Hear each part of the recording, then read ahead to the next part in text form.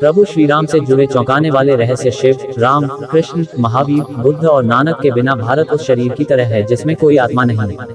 सिर्फ एक राम को निकाल देने से भारत का संपूर्ण धर्म और संस्कृति मरुस्थल की तरह हो जाता है। यही कारण है कि पिछले सैकड़ों वर्षों से प्रभु श्री राम और उसने जुड़े तथ्यों पर लगातार हमले होते रहे हैं, लेकिन अंत में जीत धर्म की ही होगी। यह आलेख पढ़कर आपको निश्चित ही आत्मसंतुष्टि होगी। कुछ लोग कहते हैं कि राम भगवान नहीं थे, वे तो राजा थे। कुछ का मानना है कि वे एक काल्पनिक पात्र हैं, वे कभी हुए ही नहीं। वर्तमान काल में राम की आलोचना करने वाले कई लोग मिल जाएंगे। राम के खिलाफ तर्क जुटाकर कई पुस्तकें लिखी गई हैं। इन पुस्तक लिखने वालों में वामपंथी विचारधारा और धर्मांतरण करने वाले लोगों ने बढ़ चढ़कर भाग लिया है। तर्क से सही को गलत और गलत को सही सिद्ध किया जा सकता है। तर्क की बस यही ताकत है। तर्क वेश्याओं की तरह होते हैं। ये तर्कबाज लोग सभी नफरत के रावण हैं। रावण का अंत है। नहीं किया था राम ने सीता का परित्याग। पहले रामायण 6 कांडों की होती थी, उसमें उत्तरकांड नहीं होता था। फिर बौद्ध काल में उसमें राम और सीता के बारे में सच झूठ लिखकर उत्तरकांड जोड़ दिया गया। उस काल से ही इस कांड पर विद्वानों ने घोर विरोध जताया था, लेकिन इस उत्तरकांड के चलते ही साहित्यकारों, कवियों और उपन्यासकारों को लिखने के लिए एक नया मसाला मिल गया और इस तरह राम धीरे धीरे बदनाम होते गए। इसी उत्तरकांड को तुलसीदास ने लव कुश कांड नाम से लिखा और कहानी को और विस्तार दिया। नहीं किया था राम ने सीता का परित्याग। सीता 2 वर्ष तक रावण की अशोक वाटिका में बंधक बनकर रही, लेकिन इस दौरान रावण ने सीता को छुआ तक नहीं। इसका कारण था कि रावण को स्वर्ग की अप्सरा ने ये शाप दिया था कि जब भी तुम किसी ऐसी स्त्री से प्रणय करोगे जो तुम्हें नहीं चाहती है, तो तुम तत्काल ही मृत्यु को प्राप्त हो जाओगे। अतः रावण किसी भी स्त्री की इच्छा के बगैर उससे प्रणय नहीं कर सकता था। सीता को मुक्त करने के बाद समाज में यह प्रचारित है कि अग्नि परीक्षा के बाद राम ने प्रसन्न भाव से सीता को ग्रहण किया और उपस्थित समुदाय से कहा कि उन्होंने लोक निंदा के भय से सीता को ग्रहण नहीं किया था। किंतु अब अग्नि परीक्षा से गुजरने के बाद ये सिद्ध होता है कि सीता पवित्र है, तो अब किसी को इसमें संशय नहीं होना चाहिए। लेकिन इस अग्नि परीक्षा के बाद भी जन समुदाय में तरह तरह की बातें बनाई जाने लगी। तब राम ने सीता को छोड़ने का मन बनाया। ये बात उत्तरकांड में लिखी है, यह मूल रामायण में नहीं है। वाल्मीकि रामायण, जो निश्चित रूप से बौद्ध धर्म के अभ्युदय के पूर्व लिखी गई थी, समस्त विकृतियों से अछूती है। इसमें सीता परित्याग, शंभुक वध, रावण चरित आदि कुछ भी नहीं था। ये रामायण युद्धकांड, लंकाकांड में समाप्त होकर केवल 6 कांडों की थी। इसमें उत्तरकांड बाद में जोड़ा गया। कालिदास, भवभूति जैसे कवि सहित अनेक भाषाओं के रचनाकारों सहित रामचरितमानस के रचयिता ने भी भ्रमित होकर उत्तरकांड को लवकुश कांड के नाम से लिखा। इस तरह राम की बदनामी का विस्तार हुआ। शोधकर्ता कहते हैं कि हमारे इतिहास की यह सबसे बड़ी भूल थी कि बौद्ध काल में उत्तरकांड लिखा गया और इसे वाल्मीकि रामायण का हिस्सा बना दिया गया। हो सकता है कि यह उस काल की सामाजिक मजबूरियां थीं, लेकिन सच को इस तरह बिगाड़ना कहां तक उचित है। सीता ने न तो अग्नि परीक्षा दी और न ही पुरुषोत्तम राम ने उनका कभी परित्याग ही किया। विपिन किशोर सिन्हा ने एक छोटी शोध पुस्तिका लिखी है जिसका नाम है राम ने सीता परित्याग कभी किया ही नहीं। ये किताब संस्कृति शोध एवं प्रकाशन वाराणसी ने प्रकाशित की है। इस किताब में वे सारे तथ्य मौजूद हैं जो ये बताते हैं कि राम ने कभी सीता का परित्याग नहीं किया। रामकथा पर सबसे प्रामाणिक शोध करने वाले फादर कामिल बुल्के का स्पष्ट मत है कि वाल्मीकि रामायण का उत्तरकांड मूल रामायण के बहुत बाद की पुनर्तः प्रक्षिप्त रचना है। रामकथा उत्पत्ति विकास हिंदी परिषद, हिंदी विभाग, प्रयाग विश्वविद्यालय, प्रथम संस्करण 1950। प्रभु श्री राम राजा या भगवान। हिंदू धर्म के आलोचक खासकर राम की जरूर आलोचना करते हैं, क्योंकि उन्हें मालूम है कि राम हिंदू धर्म का सबसे मजबूत आधार स्तंभ है। इस स्तंभ को गिरा दिया गया तो हिंदुओं को धर्मांतरित करना और आसान हो जाएगा।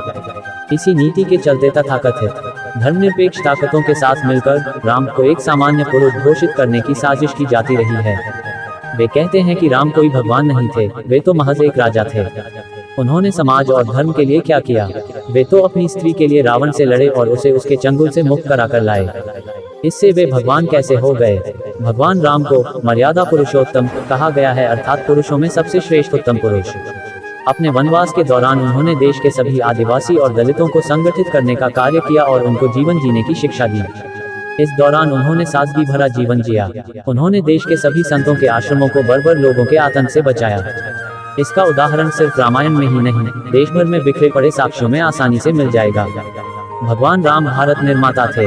उन्होंने ही सर्वप्रथम भारत की सभी जातियों और संप्रदायों को एक सूत्र में बांधने का कार्य अपने 14 वर्ष के वनवास के दौरान किया था।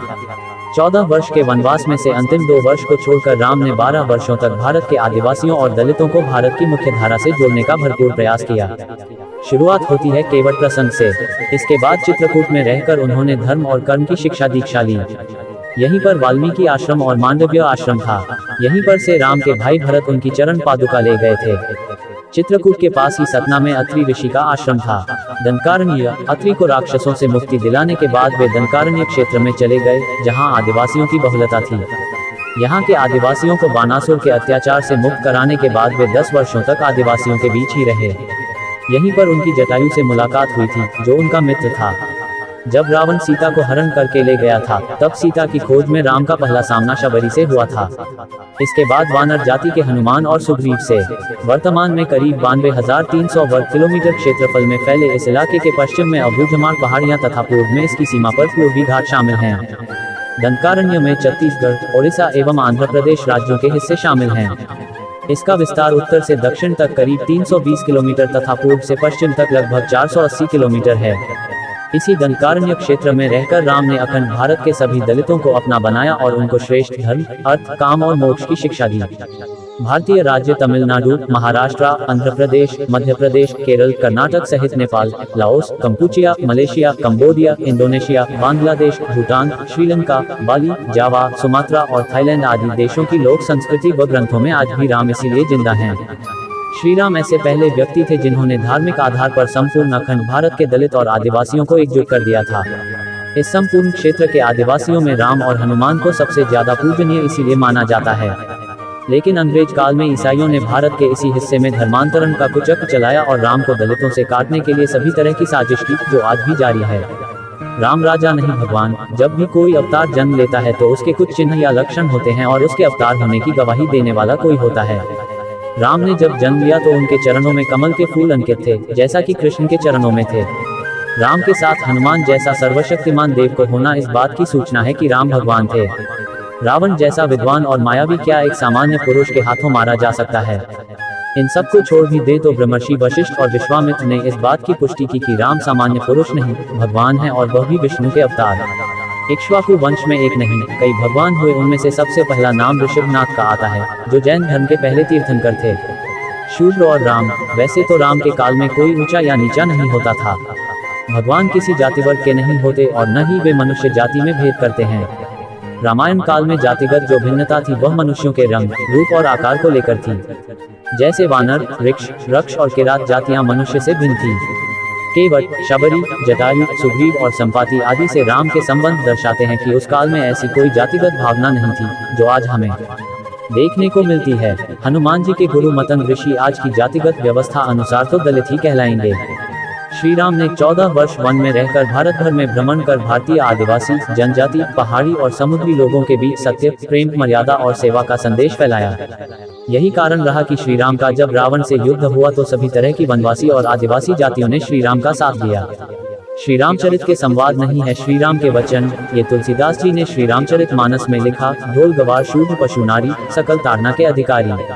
ऐसा श्री राम ने कभी नहीं कहा। यदि रामानंद सागर कोई रामायण लिखते हैं और वे अपनी इच्छा से जब श्री राम के डायलॉग लिखते हैं, तो इसका यह मतलब तो नहीं लगाना चाहिए कि ऐसा श्री राम ने बोला है। तुलसीदास द्वारा लिखे गए इस एक वाक्य के कारण श्री राम की बहुत बदनामी हुई। कोई यह नहीं सोचता कि जब कोई लेखक अपने तरीके से रामायण लिखता है तो उस समय उस पर उस काल की परिस्थिति और अपने विचार ही हावी रहते हैं। श्री राम की जल समाधि। श्री राम द्वारा जल समाधि लेने की घटना को हिंदू दलितों का धर्मांतरण करने वाले आलोचकों ने आत्महत्या करना बताया। मध्यकाल में ऐसे बहुत से साधु हुए हैं जिन्होंने जिंदा रहते हुए सभी के सामने धीरे धीरे देह छोड़ दी और फिर उनकी समाधि बनाई गई। राजस्थान के महान संत बाबा रामदेव रामापीठ ने जिंदा समाधि ले ली थी, तो क्या हम ये कहें कि उन्होंने आत्महत्या कर ली? अयोध्या आगमन के बाद राम ने कई वर्षों तक अयोध्या का राजपाट संभाला और इसके बाद गुरु वशिष्ठ व ब्रह्मा ने उनको संसार से मुक्त हो जाने का आदेश दिया। एक घटना के बाद उन्होंने जल समाधि ले ली थी। सरयू नदी में श्री राम ने जल समाधि ले ली थी। अश्विन पूर्णिमा के दिन मर्यादा पुरुषोत्तम राम ने अयोध्या से सटे फैजाबाद शहर के सरयू किनारे जल समाधि लेकर महाप्रयाण किया। श्री राम ने सभी की उपस्थिति में ब्रह्म मुहूर्त में सरयू नदी की ओर प्रयाण किया। उनके पीछे थे उनके परिवार के सदस्य भरत, शत्रुघ्न, उर्मिला, मांडवी और श्रुतकीर्ति। ओम का उच्चारण करते हुए वे सरयू के जल में एक एक पग आगे बढ़ते गए और जल उनके हृदय और अधरों को छूता हुआ सिर के ऊपर चढ़ गया। क्यों ली जल समाधि?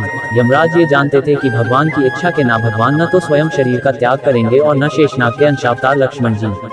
ऐसे में यमराज ने एक चाल चली। एक न यमराज सी विषय पर बात करने भगवान राम के पास आ पहुंचे। भगवान राम ने जब यमराज से आने का कारण पूछा तो यमराज ने कहा कि आपसे कुछ जरूरी बातें करनी है। भगवान राम यमराज को अपने कक्ष में ले गए। यमराज ने कहा कि मैं चाहता हूं कि जब तक मेरी और आपकी बात हो उस बीच कोई इस कक्ष में नहीं आए। यमराज ने अपनी बात को आगे बढ़ाते हुए कहा कि अगर कोई बीच में आ जाता है तो आप उसे मृत्युदंड देंगे। भगवान राम ने यमराज की बात मान ली और यह सोचकर कि लक्ष्मण उनके सबसे आज्ञाकारी हैं, उन्होंने लक्ष्मण जी को पहरे पर बैठाया। यमराज और राम जी की बात जब चल रही थी उसी समय दुर्वासा ऋषि अयोध्या पहुंच गए और राम जी से तुरंत चलने की इच्छा जताई। लक्ष्मण जी ने कहा कि भगवान राम अभी यमराज के साथ शेष चर्चा कर रहे हैं। भगवान की आज्ञा है कि जब तक उनकी बात समाप्त नहीं हो जाए कोई उनके कक्ष में नहीं आए। ये आपसे अनुरोध है कि आप कुछ समय प्रतीक्षा करें। ऋषि दुर्वासा लक्ष्मण जी की बातों से तह हो गए और कहा कि अभी जाकर राम से कहो कि मैं उनसे मिलना चाहता हूं, अन्यथा मैं पूरी अयोध्या को नष्ट होने का शाप दे दूंगा। लक्ष्मण जी ने सोचा कि उनके प्राणों से कम महत्व उनके राज्य और उसकी जनता का है। अपने प्राणों का मोह छोड़कर लक्ष्मण जी भगवान राम के कक्ष में चले गए। भगवान राम लक्ष्मण को सामने देखकर हैरान और परेशान हो गए। भगवान राम ने लक्ष्मण से पूछा कि यह जानते हुए भी कि इस समय कक्ष में प्रवेश करने वाले को मृत्युदंड दिया जाएगा, तुम मेरे कक्ष में क्यों आए हो? लक्ष्मण जी ने कहा कि दुर्वासा ऋषि आपसे अभी मिलना चाहते हैं, उनके हट के कारण मुझे अभी कक्ष में आना पड़ा है। राम जी यमराज से अपनी बात पूरी करके जल्दी से ऋषि दुर्वासा से अलने पहुंचे। यमराज अपनी चाल में सफल हो चुके थे। राम जी से यमराज ने कहा कि आप अपने वचन के अनुसार लक्ष्मण को मृत्युदंड दें। भगवान राम अपने वचन से मजबूर थे। राम जी सोच में थे कि अपने प्राणों से यह भाई को कैसे मृत्युदंड दिया जाए। राम जी ने अपने गुरु वशिष्ठ जी से इस विषय में बात की तो गुरु ने बताया कि अपनों का त्याग मृत्युदंड के समान ही होता है। आप लक्ष्मण को अपने से दूर करें, यह उनके मृत्युदंड के बराबर ही सजा होगी। जब राम जी ने लक्ष्मण को अपने से दूर जाने के कहा तो लक्ष्मण जी ने कहा कि आपसे दूर जाकर तो मैं यूं भी मर जाऊंगा। अब मेरे एत है कि मैं आपके वचन की लाज रखूं। लक्ष्मण जी भगवान राम को प्रणाम करके राजमहल से चल पड़े और सरयू नदी में जाकर जल समाधि ले ली।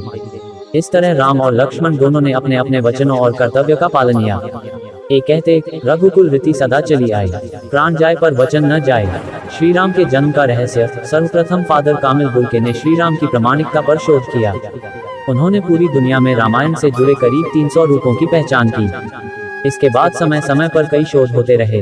वर्तमान में नवीनतम शोधानुसार 5114 ईसा पूर्व 10 जनवरी को दिन के 12.05 पर भगवान श्री राम का जन्म हुआ था। ये शोध वेदों पर वैज्ञानिक शोध संस्थान आईसर्ज ने किया। हालांकि कुछ शोधकर्ता मानते हैं कि भगवान श्री राम का जन्म 7323 ईसा पूर्व हुआ था।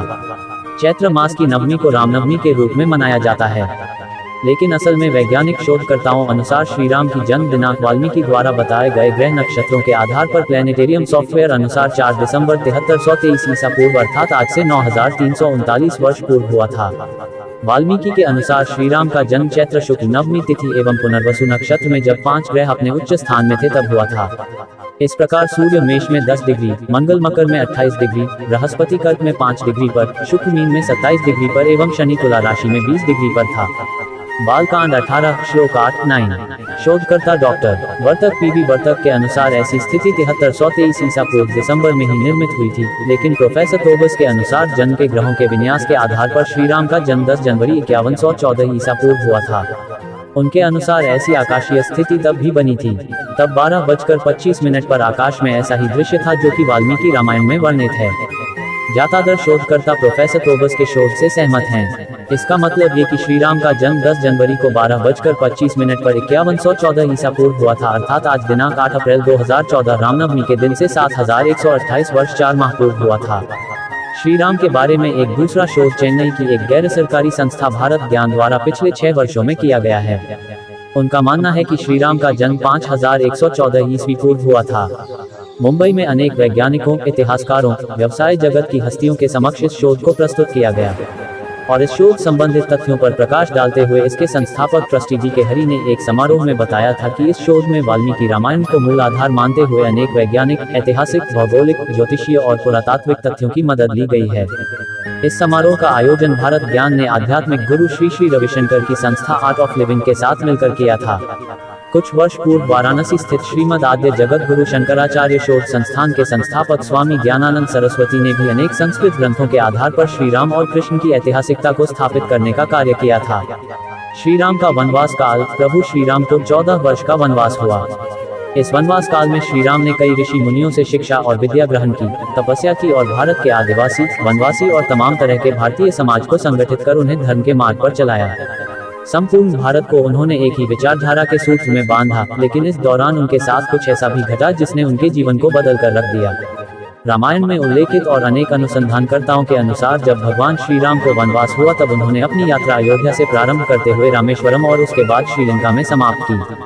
इस दौरान उनके साथ जहां भी जो घटा उनमें से 200 से अधिक घटना स्थलों की पहचान की गई है। जाने माने इतिहासकार और पुरातत्व शास्त्री अनुसंधानकर्ता डॉक्टर राम अवतार ने श्री राम और सीता के जीवन की घटनाओं से जुड़े ऐसे 200 से भी अधिक स्थानों का पता लगाया है, जहां आज भी तत्संबंधी स्मारक स्थल विद्यमान हैं, जहां श्री राम और सीता रुके या रहे थे। वहां के स्मारकों, भित्तिचित्रों, गुफाओं आदि स्थानों के समय काल की जांच पड़ताल वैज्ञानिक तरीकों से की। आओ जानते हैं कुछ प्रमुख स्थानों के बारे में। श्री राम की बहन। अब तक आप सिर्फ यही जानते आए हैं कि श्री राम के 3 भाई लक्ष्मण, भरत और शत्रुघ्न थे, लेकिन श्री राम की बहन के बारे में कम लोग ही जानते हैं। बहुत दुख भरी कथा है श्री राम की बहन की। लोग उनकी सच्चाई जानेंगे तो श्री राम को कठोर दिल वाला मानेंगे और दशरथ को स्वार्थी। श्री राम की 2 बहनें भी थी, एक शांता और दूसरी को कवि। हम यहाँ आपको शांता के बारे में बताएंगे। दक्षिण भारत की रामायण के अनुसार श्री राम की बहन का नाम शांता था, जो 4 भाइयों से बड़ी थी। शांता राजा दशरथ और कौशल्या की पुत्री थी, लेकिन पैदा होने के कुछ वर्षों बाद कुछ कारणों से राजा दशरथ ने शांता को अन्य देश के राजा रोमपद को दे दिया था। भगवान श्री राम की बड़ी बहन का पालन पोषण राजा रोमपद और उनकी पत्नी वशिनी ने किया, जो महारानी कौशल्या की बहन अर्थात श्री राम की मौसी थी। भगवान श्री राम की वंश परंपरा। हिंदू धर्म में श्री राम को विष्णु का 7वां अवतार माना जाता है। वैवस्वत मनु के 10 पुत्र थे, इक्ष्वाकु, कुशनाम, अरिष्ट, वृष्ट, नरिश्चिंद, करोश, महाबली, शर्याति और पृषद। श्री राम का जन्म इक्ष्वाकु के कुल में हुआ था। जैन धर्म के तीर्थंकर निमि भी इसी कुल के थे।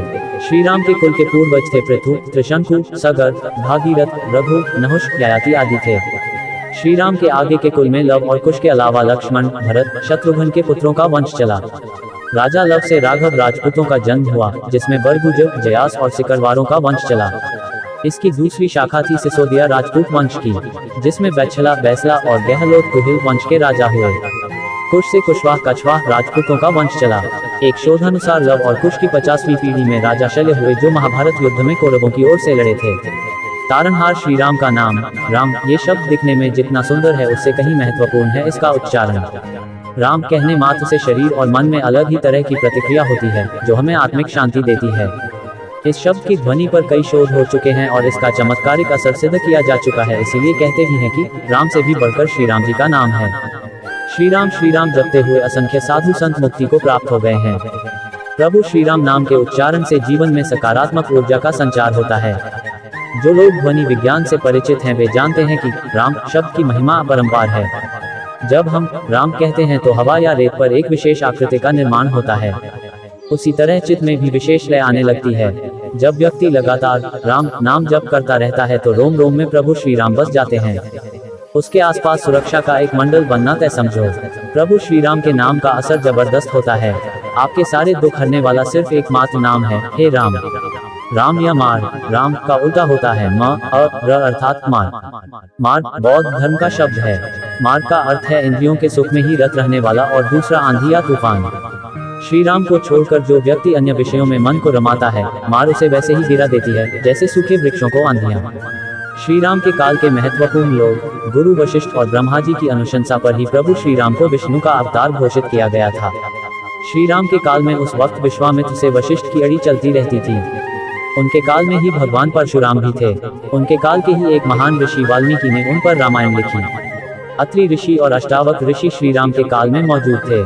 श्री राम ने सीता को रावण के चंगुल से छुड़ाने के लिए संपाति, जटायु, हनुमान, सुग्रीव, विभीषण, मैन, विविध, जाम्बवंत, नल, नील, तार, अंगद, धूम, सुषेण, केसरी, गज, पनस, विनत, रम, शरभ, महाबली, कंपन, गवाक्ष, दधिमुख, गवय और गंधमादन आदि की सहायता ली। श्री राम के काल में पाताल लोक का राजा था अहिरावण। अहिरावण श्री राम और लक्ष्मण का अपहरण करके ले गया था। श्री राम के काल में राजा जनक थे, जो उनके श्वशुर थे। जनक के गुरु थे ऋषि अष्टावक्र। जनक अष्टावक्र संवाद को महागीता के नाम से जाना जाता है। श्री राम परिवार। दशरथ की 3 पत्नियां थीं, कौशल्या, सुमित्रा और कैकेयी। श्री राम के 3 भाई थे, लक्ष्मण, भरत और शत्रुघ्न। श्री राम कौशल्या के पुत्र थे। सुमित्रा के लक्ष्मण और शत्रुघ्न 2 पुत्र थे। कैकेयी के पुत्र का नाम भरत था। लक्ष्मण की पत्नी का नाम उर्मिला, शत्रुघ्न की पत्नी का नाम श्रुतकीर्ति और भरत की पत्नी का नाम मांडवी था। सीता और उर्मिला राजा जनक की पुत्रियां थीं और मांडवी और श्रुतकीर्ति कुशध्वज की पुत्रियां थीं। लक्ष्मण के अंगद तथा चंद्रकेतु नामक 2 पुत्र थे तो श्री राम के लव और कुश। वीडियो अच्छे लगे तो लाइक एंड सब्सक्राइब करें और बेल आइकन को प्रेस करना ना भूलें। जय हिंद।